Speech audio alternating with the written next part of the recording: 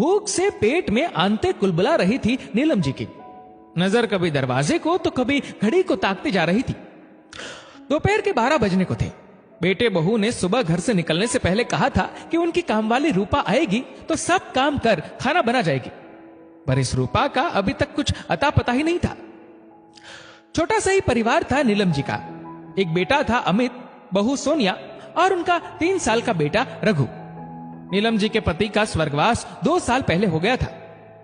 एक ही बेटा था तो बहुत मन से सोनिया को बहू बनाकर लाए थे, लेकिन पता नहीं क्यों सोनिया ने हमेशा एक दूरी बना के रखी नीलम जी से।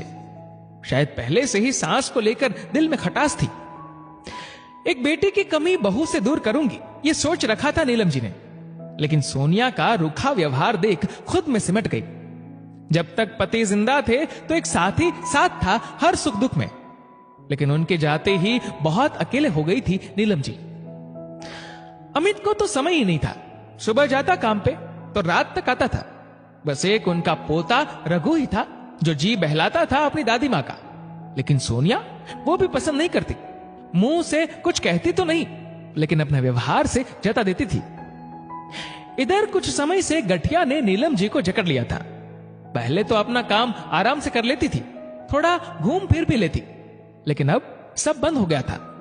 रात भर दर्द होता रहता। अमित ने कई बार डॉक्टर को दिखाया, दवाई भी दिलाई, लेकिन कोई आराम नहीं मिला। दर्द और अकेलेपन से नीलम जी विचलित हो जाती। कई बार सोचती कि इससे अच्छा तो वृद्धाश्रम में रह लेती, कम से कम कोई बात करने वाला तो होता, लेकिन संकोच से कह भी ना पाती।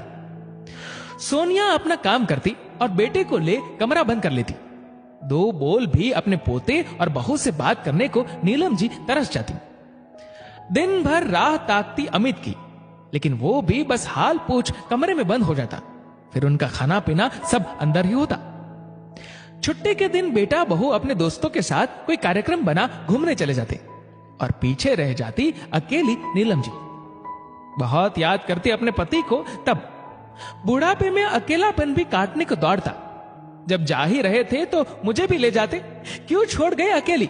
जब तब नीलम जी शिकायत करती रहती पति के तस्वीर से। आज भी बेटे बहू का पिकनिक का कार्यक्रम था तो वो जल्दी निकल गए। जाते जाते बता गए कि रूपा को बोल दिया है टाइम पे आकर सारा काम कर जाएगी और खाना भी बना देगी। बहू 2 रोटी बना जाती। जब नीलम जी ने कहा तो सोनिया का मुंह चढ़ गया। माँ जी बोल तो दिया, रूपा बना जाएगी, अभी आ ही रही होगी। ये बोल सोनिया निकल गई।